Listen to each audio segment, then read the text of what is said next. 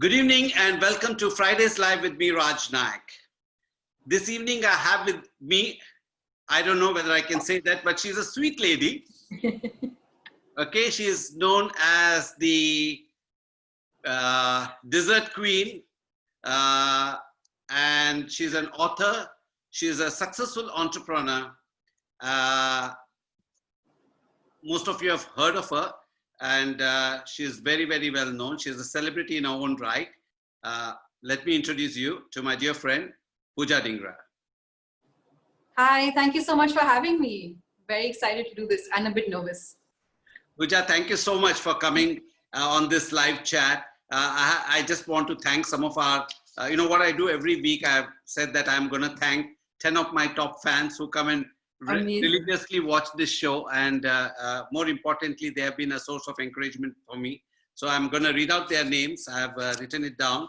Raghavendra Rao from Bangalore, Ranjana Bhardwaj from Delhi, Sapangeet Rajwan from Mumbai, Jyoti Kastliwal, Shivani Gauri, she's in some other part of the world, Pritha Mukherjee, Nupur Sood, my old colleague Sonia Huria, Pradeep Bali from Bangalore, Amish Shah, Riddhi Shah, Dean Faria, Paulami Dhawan, N.K. Krishan Kuti, and my another dear friend, she's a motivational speaker, Priya Kumar.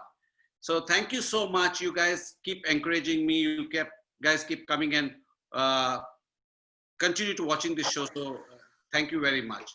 And this is something I'll do every week. Every week I'm going to pick up 10 people and acknowledge my gratitude to them. So we are back to Friday's Live. And so Pooja, I'm going to start with your brand, Love 15. Yes. What does Love 15 stand for?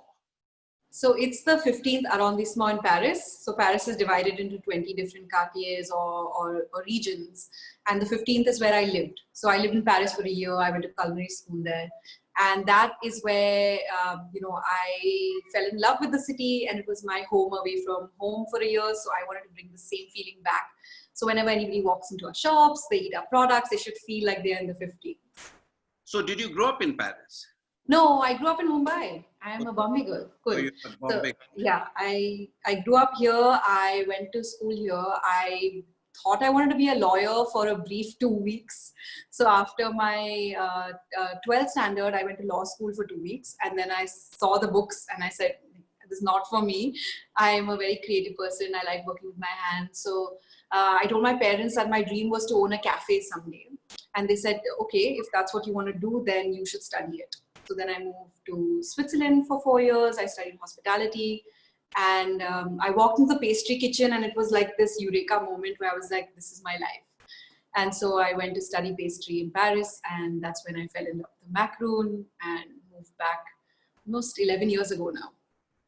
So tell me, what was your childhood like? I mean, you grew up in Bombay. Yeah. So a little bit about your background, your family and things like that. So I come from a food obsessed family. We all are, I joke and say that this family will never lose weight because you open the fridge and there's always butter chicken or cupcakes always there. But we like my dad, he had invested in some restaurants. So I grew up around restaurants. So I kind of knew what that world was like, how it functioned. But I also knew that the amount of dedication it took to make that happen. So at the back of my head, there was always, this little thing that restaurants is what I want to do. So yeah, childhood was very happy. I went to Bombay Scottish in Mahim. I loved my friends. I'm still very close to all my school friends. Went to Jai Hind for 2 years after that, and then moved to Switzerland. Since you come from a food family and you said that you want to start a cafe when you were small, that's what you mentioned. So why didn't you continue in the food business? Why did you take this detour? Or because when I went to Paris to study, I thought maybe I'll do cuisine and I'll do pastry both. And then the first day kitchen, the chef came and put a dead rabbit on our table. And I was like, this is not, I got, like I want to have like chocolate and sugar and butter around me all the time. I don't want to see meat. I don't want to work with it. So I think it was a conscious decision that I just love pastry so much. And I love, it's also very, being a chef and being a pastry chef are completely different. They're very different mind frames. And, because as a chef or with cooking, it's very free flowing, it's freestyle. You can add a little bit of this, little bit, salt goes here, spice goes here, and you still manage to make a dish. Pastry is very scientific. It's super precise. And, if you don't follow your measurements, you will end up with a disaster. So for me, I like that, this is square and this is what you need to do. And 100 grams of butter means 100 grams of butter. So I found my space in pastry, and my brother actually did cuisine. So my brother came back from Switzerland. We studied together, and he moved back to India, and he opened like a Punjabi restaurant. So on Bombay Nasik Highway, we had a restaurant called Oi Punjabi, which he ran for 7 years. And so he did the food, I did the pastry, which is why butter chicken and cupcakes always. And does your family still have a restaurant? I mean, no, we currently don't. So Low 15 is the only food element in the family now. But my father suddenly started cooking. So he started cooking last year a lot. And every day, like for lockdown, 3 months of lockdown, I haven't even eaten out once because every day the food is delicious. I just got a message before this saying, what time do you want biryani? And I was like, there's biryani for dinner. This is great. So yeah. We still are all surrounded by food always. And you all stay together? I mean, yes, we all stay together. So great. I mean, you provide the dessert, your father provides the main. Yeah, it's all balanced. Yeah, it's good. So how supportive were they when you told them that you want to open up a pastry outlet in India? Yeah. I mean, the only reason I could have done what I did was because I had their support. So even when I told them that I didn't want to go to law school, it was always about, okay, you do something that makes you happy, follow your passion. And this is like 16 years ago, right? 16 years ago, chefs were not as cool as they are today. They weren't recognized as they are today. It was still for a girl to be in a kitchen wasn't very widely acceptable. But they were super supporting. They said, okay, you want to do this, but study it. That was their only thing, like just be educated. So that's the push that they gave me. Even when I came back after my education, my dad was the one, who was like, set up your own space, get your own kitchen, get out of the home kitchen, do your own thing. And I still remember in the beginning, I used to be like, oh, I sold 2 cakes today. This is how much I made. And he just look at me and be like, that's it? Like you need to set your goals higher. So they've always been there, encouraging, pushing, and I wouldn't be able to do any of this without them. So what was your first outlet like? Where was your first outlet? So first outlet was actually a small little kiosk in Worli outside a friend's salon. So I was about 23 years old and I had a small central kitchen, a 500 square feet central kitchen. And we started teaching from there, and I started, personalized orders. And then, this friend called me and said, the space is available, do you want to take it? And the rent was something like, today when I think about it, I'm like, that's all I paid. Like that was nothing. So she offered it to me, and I took that little one counter outside a salon. And I still remember standing there the night before, setting everything up. And it was a very, different sort of experience from anything I do today. But I think they were building blocks. So they were like blocks which taught me everything I know. And how much have you scaled it up today? How many outlets do you have? So we actually scaled up quite slowly. So after that, we moved into this big central kitchen that I'm in today, which is about 5,000 square feet, which is in Lower Parel itself. And then we had a cafe in Colaba, one in Goregaon, and then we had 3 other kiosks. But now with COVID, our team was of 100 people, but in April we had to take some tough calls and completely shrink that down. So now we have the central kitchen still, and we have our store in Bandra, but other than that, we had to close everything down. So I can understand, but otherwise you were scaling quite nicely, and you've actually been an inspiration for a lot of people who, have seen your journey. You're also known as the macaroon queen in this country. I mean, is that because you introduced macaroon? I mean, how did you get that name? So honestly, I don't know, but it just started with, so when I started making macaroons, nobody else was making them in India. And I was just so obsessive with them. And I was, everywhere I went, I would always take macaroons. So I think people just started associating that with us, which is great. And then I think BBC I think BBC about 6-7 years ago did a piece where they titled it Macaroon Queen of India, and it's just stuck. So after that, anyone would use it. I'm like, if you're calling me a queen, I'll take it. Any kind of queen, it's fine. So yeah, I in the beginning I was like, oh, what is this? And I'm like, okay, you could be called a lot worse. This is a good name. Just be happy. And so tell me, what are the challenges you faced while setting up? I mean, as an entrepreneur, because I think, yeah. For a lot of people, and today a lot of people, the youngsters, especially in this environment, are wanting to become entrepreneurs, setting up their own thing and things like that. And people like you are an inspiration to them. If Pooja Dhingra can do it, I can do it, probably in different areas. So what are those little things that you would say that you face, the challenges you face, and that every entrepreneur should look forward to? I mean, the challenges are pretty much endless. When I started, they were very different than what they are today. So when I started, I was young, I was 23, a girl trying to make it in this, like male-dominated industry. So there were challenges. Everyone was like, where's your father? Where's your husband? And for me, I had just like come back from, Europe. I was like fully like, I'm going to do this. I still remember there was this one, and I share this often because it was so shocking to me that, it was the first week of my kitchen, and there were just 3 of us in the team, and someone from the government or someone came in and they were like, where's the owner? And somebody went and got me out, and they just looked at me and they were like, nahi, where's the manager? And I was like, sir, manager, owner, everything. And he just looked at me and he said, क्यों आपके husband off हो गए? And I was just so shocked. I was like, is he asking me my husband is dead, which is why I'm running this and doing this alone? And I was like, no, I'm 23, I'm not married, like this is not a thing. So there was people always want to know where the man is, and that was it's a patriarchal mindset that we have. Yeah. So that was challenging, but I just, I took it in my stride, and I said that, okay, if they want to meet the man, I just put my father forward wherever I had to go and said, you deal with this, I'll deal with the cake, it's fine. And I had that support, which was great.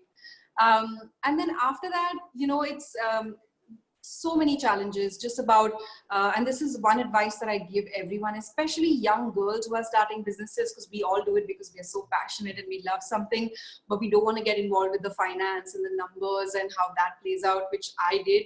And that ended up quite badly for me. I, had to learn some lessons the hard way. So this now I've become like an advocate of like, know your numbers, know your business, know what you're doing at any given point of time, because nobody else will know it better than you. So that is key. And like, I think doing something once because you're passionate is fun, but doing it, every single day with the same, there are days where you don't feel as passionate, or there are days where it's not as exciting, but you still have to wake up and get to work and do the same thing over and over again. And I think people need to know the reality of that and be prepared for that. You said that, it's so funny. Today I put out a tweet saying this evening, 7 o'clock, and somebody actually wrote back. They said, doing it one day is something, but doing it day after day. In fact, somebody wrote that on my tweet as well today. I mean, that's interesting. But did it, at any given point of time, did you ever get worried? Was there pressure on you? What if I don't succeed? Because business, and that too a business of a different kind. Was that kind of pressure there with you, and how did you cope with it? I mean, there's pressure always, right? The minute you're in charge of other people's livelihoods, there's pressure, because up until April, we had a team of 100 people. So there was always like, oh, we don't make enough money, how are you going to, how are these people going to get paid? It's their livelihoods. But I think it was fine till about COVID hit us. And that was actually when the real challenge, I think the last 3-4 months for me have been the most challenging in my career, because I had to take some drastic decisions. We had to shut down more than 50% of our business. We had to, make our team small, all of that. And there was actually a point where I was sitting and I was like, maybe I'll have to shut everything down, and we just finished our 10th anniversary. And finally, I was like, I'll give myself a pat on the back. Like, you've been doing this for 10 years, good job. And that was March 1st. And then March 15th, this whole thing started, and in March 18th, we closed. So, as someone who's putting your blood, sweat and tears building something you have no control over this. You can't do anything. It's not because you didn't do your job right, but it's just an external environment that made this happen. So it was challenging, and I went through my cycles and of like struggles of really identifying what it is. But I just think it's for the better, So that's also, I think, a time of crisis is great for you to come up with solutions, and actually pushes you into the direction that you were meant to be in. Yeah. First of all, congratulations on 10 years, and I'm sure the next 10 years are going to be even more glorious. Thank you. I hope so. I'm sure. So tell me, when suddenly everything shut down, right? And obviously you had to shut shop for some time. I mean, the last 4 months now, almost 4 months, right? So last 4 months, how has it been? I mean, you started now, right? You started. Yeah, we just started work 1st of July, but we shut on March 18th. So the first 2 weeks were terrible because you're just like in denial completely. Because, for the first time in 10 years, we were shut. We've never been shut in 10 years. So suddenly to close everything down. So I took a week and I just slept. I said, no time, like I've never gotten this time. My phone is not ringing at 6 in the morning. This is great. So I took a week off. I deleted all the apps from my phone, no Instagram, nothing, just, slept for a week. And then after that, I started thinking and then figuring out what is it that I really want to do. It was just so go for 10 years that I finally got a hard stop, and I had to ask myself, is this even the path I want to continue doing? Am I the same person that I was 10 years ago? So I started asking myself all those questions. In fact, when I look back at it, I was quite productive over the last 3 months. We wrote, we self-published 2 books because everybody was baking at home. So we made like our recipes into books that people bought, which actually supported our business when we were shut. I was sleeping on my YouTube channel for years. I finally, said, let me do it, and got that going. And I just got so much time with myself that I loved it. It was great. So you just mentioned something. You mentioned that at one time I thought I'll have to shut down everything, right? Yeah. So that thought crossed your mind. So what did you feel at that moment?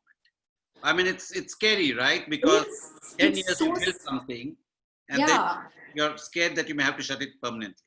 I mean, and it was something that was so real. Like it was almost as if ye hone wala hai. Like this is really going to happen. I actually, for the first time, I sat down and made a pros and cons list. I was like, this can't be real. This is my baby. Like this is what I've been building for 10 years. And suddenly I have to make a pros and cons list, whether keeping it alive makes sense or just shutting it down and cutting your losses right now makes the most sense. And then we're like, okay, we got to find a midway and kind of see, maybe shut parts of the business that don't work right now and then figure it out. But yeah, it was really scary and lonely, like I don't think people tell entrepreneurs how lonely the journey is if you don't have a co-founder or a core team that you can count on. But for me, oftentimes I feel that it is quite lonely. I can completely relate to you because I've just become an entrepreneur, okay? and I know how lonely the journey can be. Yeah. And especially when you have pressure of carrying people with you. But that's a decision we make, and that's what I think most entrepreneurs do. They have that ability to take risks, and the adrenaline rush keeps flowing when you're with. And I think that's what pushes us and makes us go forward, right? That's just the way we're built. So you wrote a book before also, right? I mean, it's not the first time that you're writing. You authored a book. What inspired you to write your first book? So that's a great question. So my first book was The Big Book of Treats. And I started baking when I was about 6 years old. So I was baking every weekend with my mom, and I loved it. And I found it very hard to find recipes. The internet was not what it is today. So I found it very difficult to find recipes that suited an Indian kitchen. I got books from the UK and here and there, and I couldn't understand what double cream, heavy cream, any of that meant. So as a child, it was always like, why isn't there a book for Indian bakers? So when I moved back from Paris and I started working in the Indian kitchen, I realized that, okay, I want to write a book with ingredients that are easily available, that anyone who picks it up, any person who wants to start baking today can go to the Kirana store and say, Acha, I want this butter, this cream, and I can make it. And even if I don't have an oven at home, I can do some refrigerated desserts. I can make something in a pressure cooker. I can do whatever. So that was just the idea that I want to make baking easy and accessible. So that was the first book. And it's been 5 books now. Great. And you mentioned your mother, and you said you started baking when you're... So have some of the recipes come from your mother? I mean, is she a great cook? So many. So she's an excellent baker. And just today, in fact, I shot a cheesecake that I'm putting up on my YouTube channel.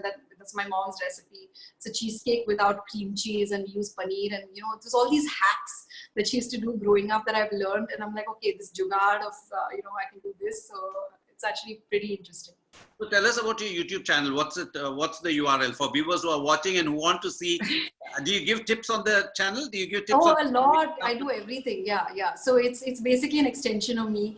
It's just my name, Pooja Dhingra, on YouTube, and I post videos three times a week, and everything is different. There's recipe conversations with people. Yeah, it's fun. Go subscribe. Pooja, I see you're wearing this. What's it called? Apron? I mean, my chef coat. Chef coat. Okay. So tell me, is this at home? Where are you right now? Where are you? I'm in my studio. In my kitchen, I have an inbuilt studio. This is my test kitchen. I experiment with new recipes here. I shoot videos here. All workshops before COVID were here. So yeah, it's my playground. So you can show us something that you already cooked, or you're cooking, or something. So we actually just made some stuff for Rakhi. I can show you. Yeah, I'd love to see that. We actually made, so in during Diwali, we made chikki, these gourmet style chikki. Let me show you. So this is it. So it's actually like a chocolate almond chikki, and it's like a take on traditional chikki. So it's, I love it. It's very addictive and it's very dangerous in front of me. So that's why I say the good thing about wearing the mask at work is that it prevents me from eating things that I see around. Okay, so how much of your dessert do you consume every day? Oh, I try so hard not to. I've always struggled with my weight, and as a pastry chef who struggled with their weight, his life is not easy. So I now limit it to, I choose one day in the week where I have to taste things that I'm trying that are new, but very rarely will I actually sit and eat a dessert just to enjoy it. And now that you started and what's it? It's basically home deliveries, I presume, right? Yeah, so we have a store in Bandra, and we're on delivery portals, and people order directly with us for their birthdays and anniversaries. But, one of the things I've noticed, I don't know whether it's true everywhere, a lot of people are ordering desserts during this lockdown.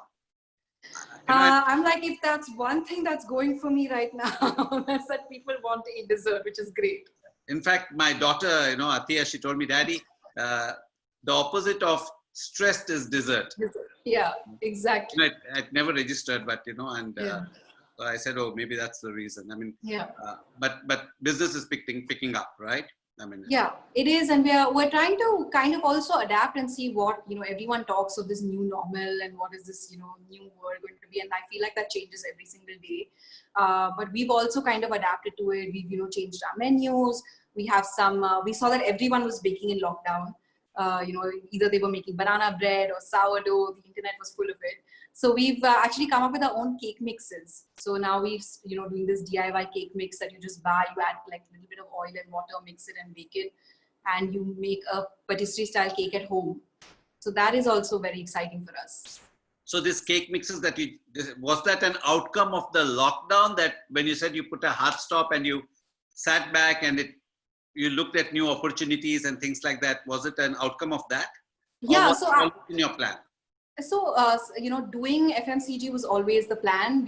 I've been testing recipes for the last 2 years, but this really made me feel like, okay, let's pick things up that was, on the slow burner and just like take them and say, okay, this is what I'm going to do next. And it also kind of told you what not to do, what not to focus on. So yeah, pretty much part of this has come out of the crisis. So, does Pooja Dhingra have a role model who she aspires to be like? Oprah. I do.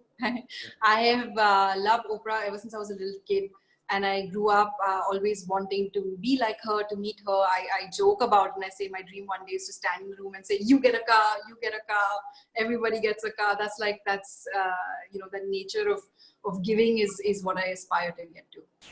Yeah. Have you ever tried doing a talk show of your own? It's not difficult. You can see me doing it, right? So it's not difficult at all. So I do have a podcast. So I started there. So I Okay. started with a podcast which is called No Sugarcoat, and I started it 2 years ago. And season one was just with people from the industry, chefs, restaurateurs, because everybody looks at your life from the outside and they say, "Oh, it's such a cakewalk. Your life is such a piece of cake," and everybody thinks it's this flowery little world where everything works and it's so glamorous. It's far from the truth. And anyone who runs their own business knows that. So No Sugarcoat was actually just about having real conversations with people and bringing out those stories which you normally don't see. So yeah, it started out with that, and now season two we actually started filming and recording, and COVID happened, so we had to stop. So what? It's available on your YouTube as well as you can listen to it. Yeah, it's available everywhere where you get podcasts. It's actually up for an award now, so please go vote for it. Yeah. What's it called again? No Sugarcoat. No Sugarcoat. Yeah. By Pooja Dhingra. Okay. Yes. So if you want to listen to the real story of what actually goes on behind the scenes, then that podcast is a great place to start. Pooja, you've been a successful young entrepreneur. You've done so well. So tell me, what is your ambition? What do you want? Where do you want to go from here? What is your dream? So I often joke when people ask me this, I say world domination. I don't know what that means. Earlier, it used to mean for me scale. So when I said I hard stopped and started thinking of things, for me scale meant number of stores. Now that scale is changing. So I'm like, does it have to be stores? Can it not be something like this where you're reaching every house? So I don't know. I want Love 15 to be everywhere in some format. I also do want to do a lot in education, especially for women in kitchens. So the goal one day is to set up my own center where I can teach women, baking and cooking, and that gets them into the kitchen, and we change the way the back of the scenes work. But yeah, so those two things. So all those people who are watching you, and if they want to, because you said education, and you said you want to, if is there something you can tell them right away, a small recipe which they can do like this tonight for their dinner, after dinner? 100%. I'm always ready. So this is my go-to chocolate cake, and I know I give it out everywhere because it's really that simple. And it's, I made the mistake of telling my brother how easy it is. Now every time he'll be like, but you only need 5 ingredients, make it for me. So you only need 5 ingredients, which is 200 grams of butter, any butter, 200 grams of dark chocolate, 150 grams of caster sugar, 4 eggs, and 80 grams of flour. You're going to make this tonight, huh? So you just... At least I was listening to you and I was thinking, do we have these ingredients at home? Yeah, it's butter, sugar, flour, eggs, and chocolate. You normally have, yeah. Yeah. So you just you melt the butter and chocolate together, you add the sugar, then you add the eggs, and you last fold in the flour, put it in a cake tin, bake it at 180 degrees for about 20 minutes, and you're done. Cake is ready. What's it called? Pooja's chocolate cake. Pooja's chocolate cake. That's nice. So I think let's digress a bit. So Pooja, tell me about yourself. What is it that you love to do in your spare time? So many things. I love reading. I love doing yoga, just time for myself. I love listening to podcasts. I've been binge watching a lot of Korean dramas right now in the lockdown. So that's interesting. Korean dramas. Huh? So obsessed. Yeah, I mean they're very close to Indian, and the culture everything very close to Indian. In fact, somebody told me that in Kerala they also have, in the past, they've released movies in cinema halls, Korean movies in cinema halls with English subtitles. No, it's getting so bad because I watch them every night, and the thing is that they're always eating. Okay, they're always eating the show. So now I want to eat Korean food. So I actually called one of my friends who's a Korean chef in Bombay. I called him and I said, I need food. Like, I've been just watching these shows all day, and now I just want to eat that food. And now we can't travel, so this is my way of traveling: is watching the show and eating the food. No, my son-in-law is he's a Korean origin. Oh, really? Yeah. He's an American citizen, but a Korean origin. And so we have got insights into Korean food. And, it's so good. It's so delicious. Quite spicy as well. Yes. And probably that's why we like it also. We relate to it because it is spicy. And especially South Indian, we eat a lot of spice. Yeah. What has been your biggest takeaway from the last 3 months? I think my biggest takeaway from the last, first of all, I tell people the day it happened, I said, what is not in your control is not in your control. Yeah. You have to accept. The moment you accept, then you're facing reality. You're saying, okay, this is what it is. So my biggest takeaway in the last 3 months has been exactly like you to a large extent. Sit back and take stock of the situation, base and pros, and look at your pros and cons, and then do what you think is right. Because sometimes, and you can't plan, because I think one of the problems that actually happened, because we kept thinking, like you said, we were in denial. We kept thinking that, okay, another 15 days, another 1 month, and things like that. I think that for some time, I think that was the case with everybody. And suddenly people realized that, no, this is a larger issue. Yeah. This is a larger issue. And that was similar thoughts. And, should I continue? Shouldn't I do? Should I give up my office space? Shouldn't I give up my office space? These were some of the thoughts that went. But then I think you have to stay optimistic, and you have to obviously take wise decisions in terms of, you can't be emotional about certain things. You have to be realistic about it. Yeah. And I think that's been my takeaway. But the biggest takeaway for me from this thing, I think I'm looking at all the positives. Yeah. Is I think many of us, at least person like me, and I know a lot of people, have become technology enabled. I think what CTOs and CEOs in companies were not able to do, now it's like pandemic this has done. Even you have 65, 70-year-old people who can do Zoom calls and who are living in this virtual world, which was not there before. Second thing I think is we've realized how little our wants are. How wants may be there, but how little that we actually need. I think that's another thing. So I think once we come out of this, I think people's outlook will change to a large extent. And we used to take a lot. I hope so. I mean, I hope that people's outlook change. I would like to believe. I would like to believe the majority. At least I would like to believe a lot of people. At least my mindset is going to change for sure.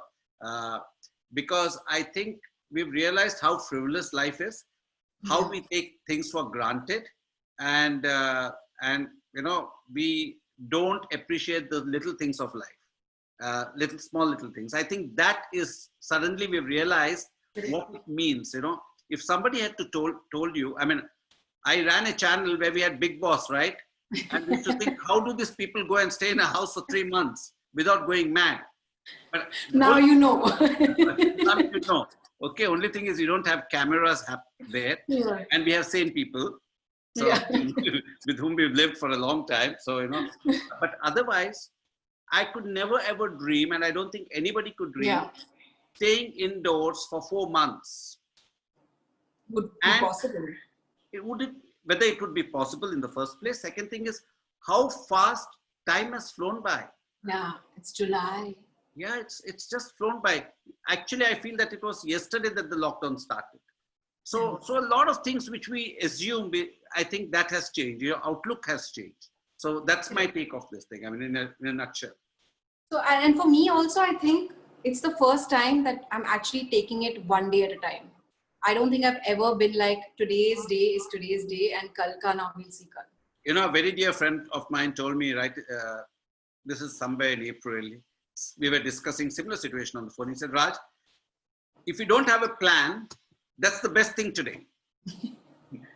Because you have a plan, then you'll start working towards that plan, and then you'll get disappointed when it's not going your way. So if you don't have a plan, take each day as it comes, and you'll not be disappointed. And I think that's exactly, like you said, those are wise words. As it comes. It doesn't mean you shouldn't be working towards something. Keep working. Give it your flexible, open. That's the main key. The other thing I see is, I think a lot of opportunities that we didn't see will start coming your way. You just need to keep your eyes wide open, and you need to just spot the trends. And I think there will be a lot of businesses, a lot of opportunities that will suddenly open up, which probably we never even dreamt of in the past. I mean, who would have thought that, today, one of the things I've learned, earlier you had meetings, people would come half an hour late, they would SMS you, stuck in traffic jam and things like that, right? Today, you do a Zoom call 1 minute before the person on the other side is waiting for you for the meeting. Correct. We become more punctual. There are no excuses. No, Excuses have gone. so there are, I think we need to look at all the good things that are happening, and hopefully when things become normal, and I hope it'll sooner than later, Yeah. I think it'll be a new world, but probably I hope and pray it's a better world. I hope so too. Yeah. So Korean movies, that's very interesting. Would you like to? Look, I find it very amusing. You're the first person telling me you're watching, because everybody is like, oh, I'm watching this on Netflix, and I'm watching this on Amazon, and I'm watching. Yeah, but the Korean movies are all on Netflix. No, I know, but nobody's spoken about Korean movies. I've never seen, Yeah. Everybody, And you don't understand how big K-dramas are in India currently, because every time I'll put out a post and I'll say, this is what I'm watching. Yesterday, I just put out a snippet from a show where a guy is coming out of a door. And I said, can you guess the show? And I had thousands of messages of girls telling me, this is the name of the show. And I said, this is crazy. This trend is just insane. So tell me, what are the 2 shows that I should watch that you would recommend? So now the top one is called Crash Landing on You. Crash Landing on Crash You. Landing on You. It's on Netflix. Okay. And I don't know if you'll watch them. And the second one is Oh My Venus. Oh My Venus. Venus. Okay. Yeah, 2 shows. Okay. I've made a mental note of it. I mean, I feel like I can script a Korean show now. I've watched like 4 dramas back to back, and I know exactly, I recognize. I'm like, oh, this was the extra, the soldier from this show is now the waiter in this. Like, it's become that. So how did you get into this Korean shows? It was just, so I lived in Switzerland, and I lived with, people from all nationalities. I had a very close Korean friend who actually came to India and helped me set up Love 15 when we started. And, I love the food and all of that. And I was on Netflix, and I said, oh, there's a K-drama, let me start watching it. And that was a dark hole, and I'm deep into this hole right now. That's very interesting. I'm going to watch both these Korean shows, and I'm going to give you my feedback. And obviously the show that everyone is talking about is this Indian matchmaking right now, which I also saw, and I really enjoyed watching it. Yeah. In fact, my wife, Sagri, Athiya, and me were watching a movie, and we finished the movie, and I was going to bed, and I think one of Athiya's friends messaged her saying, watch this show, you'll laugh, and you laugh, it's funny kind of a thing. And they started watching it, and they're hooked onto it, and now they discuss the characters. I haven't watched it as yet. Oh, you haven't watched it? No, I haven't watched okay. So then you watch that before anything else. Great. So tell me, again, I'm going back a little to your chef thing. So people who want to be like Pooja Dhingra, so how important is training? How important is it? So I think, this is a question I get asked a lot. Like, do you have to go to culinary school to be a chef? It's almost like, do you need education in general, right? So I think it's extremely important because it teaches you a lot of discipline. It teaches you a lot of your basics, right? Like, you get your building blocks. Of course, cooking is one thing that you can learn with experience. You can go work in a kitchen and learn, and both are fine. But what worked for me is actually getting that experience. And then, so I worked in a chocolate shop in Paris before I moved back, and that was great. So I think it's very important that you firstly identify which, even in cooking and baking, there's many different things that you can do for you to know what you're passionate about, where you think you fit in. Like for me, I couldn't do the rabbits, but the chocolate is great. So I picked that. So it really depends on where your passion lies. Get training, go, because you have such a glamorous or such a dreamy outlook of what being a chef actually is. You see MasterChef Australia, or you see Top Chef, and you think that's the life. But being a chef is hard. You're standing 16 hours a day. You never have days off. You're working. You're busiest when other people are off. Like, vacations don't exist. So it's very challenging. A lot of people don't understand that. So definitely work in a restaurant or in a hotel for a few weeks just to understand the beat of the field. And then if you know that this is what I'm getting myself into, your expectations will be aligned and you'll be a much happier person. Very, very, very well put. So a lot of people may not have the luxury of going to Switzerland and Paris like you did, right? Yeah, so yeah. Do you take interns? If people want to come and... We take interns, and eventually the plan is to convert our kitchen into a training studio as well. So we will get to that. Like you said, plans don't have meanings right now, so I don't know when that's going to happen, but eventually that will. But there are excellent schools in India as well. There are excellent restaurants and hotels in India where you can go and intern. So definitely an internship is key and crucial. We take interns every 6 months, but now we'll only start it once the situation changes. And when you're working on a normal day, because I can see, and just before we started, you said, it's been a long day. How many hours do you put in? So pre-COVID was about 16 hours a day. Post-COVID, one of the decisions that I made is that I'm going to work lesser. So now it's about 6-7 hours a day for me. Yeah. So all of you who are watching this, please know it's not easy. Not at all. It's challenging. A day, and she still keeps smiling. You know. So what is that secret recipe for your smile? Because you're always bubbly, smiling, chirpy, always positive. So I try to. It's not easy, and I do have my times when it goes up and down. But I think that trying to be more philosophical and thinking that, firstly, you don't have control over anything. I used to be a very different person 10 years ago when I started, when I wanted to control everything and I wanted everything to go my way. You soon realize that, the older I get and the more work experience I have, I'm like, the more you surrender, the happier you will be. So that's the sort of mindset that I'm, approaching life with now, taking each day at a time. You don't have control over things, don't stress about it. Pretty much live in, and everyone says that all meditation, everything talks about living in the moment and living in the now. And for me, that was never possible. I was always thinking the 10 steps ahead or thinking about what happened. But in the last 3 months, the biggest shift in my mind has been the present. And I think that has been the biggest gift to me. So I'm hoping that doesn't change. And I'm hoping I manage to somehow pull myself back, even if I see myself going a little forward. But yeah, living in this moment is crucial. One of my guests on one of my earlier episodes said, "Now is wow." You can't change what happened 1 hour before. You don't know what's going to happen 1 hour later. Now is wow. I'm gonna use that somewhere. Yeah, very nice. So what do you do to de-stress? What do I do to de-stress? Mostly it would be some form of exercise, some sort of either yoga, running, going to the gym. Just an hour. Earlier it was like even if I could get 1 hour in the day that was mine without my phone, without anyone bothering me, it would be great. Now I've just kind of changed the way I think. So I make sure that I incorporate time for myself in every single day. So there's no need to de-stress. It's like, okay, I need to take a break, I'll take a break. Pooja, thank you so much. But before you go, to all our viewers, I hope you had a good evening and listening to this chat from Pooja. I would, before you go, I'm going to ask you for one more recipe. Think about it, what they can cook for this weekend, because it would be nice for them to get tips directly from you. Before that, Pooja, if they want to follow you, where do they follow you? On what? Your YouTube is Pooja Dhingra.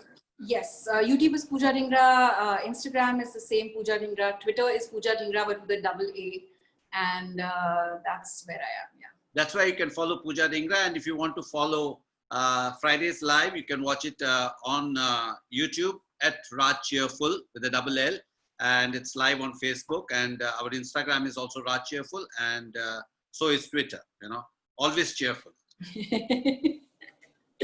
Okay. So one last recipe before you go, Pooja. One last recipe is actually going to be something very special. It's one of the first things I made in lockdown. I was working around the house and kind of figuring out what will people have at home. Can I give you something accessible? So I made cookies with ghee. So these were like my chocolate biscuits, I call them, but it's actually super simple. It's just half a cup of ghee at home, 1 cup of flour, half a cup of sugar, and a few tablespoons of cocoa powder.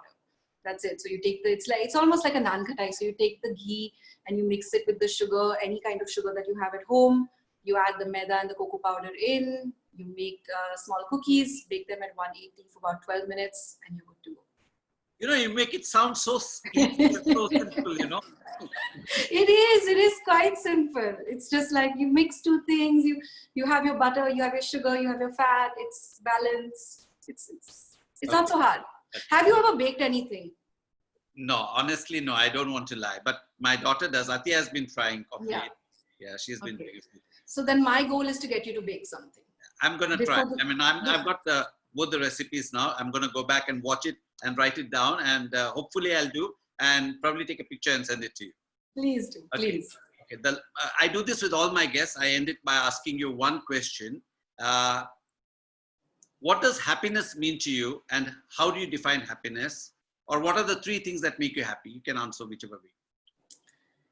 Ooh, that's a loaded one, huh? Yeah, I think happiness is currently for me would just be peace. To just be at, just be peaceful and to be one with yourself and be compassionate and loving to yourself. So self-love is happiness to me. And 3 things that make you happy besides your own 3 things that make me happy: chocolate, my dog, and yeah, just being at work. Thank you so much. What's your dog's name before we go? Leo. Leo. Okay. Thank you so much, Pooja. It's been wonderful chatting with you. Thank you for having me. Okay, and thank you for coming and doing this live chat. And, I'll wait for your cake pictures. Yes, I will definitely try my hand at baking, and I shall send you a picture. Thank you everybody for watching Fridays Live with me, Raj Nayak. If you like what you see, please share, please comment, and give me your feedback. And I look forward to seeing you again next week, same time. Thank you. Bye.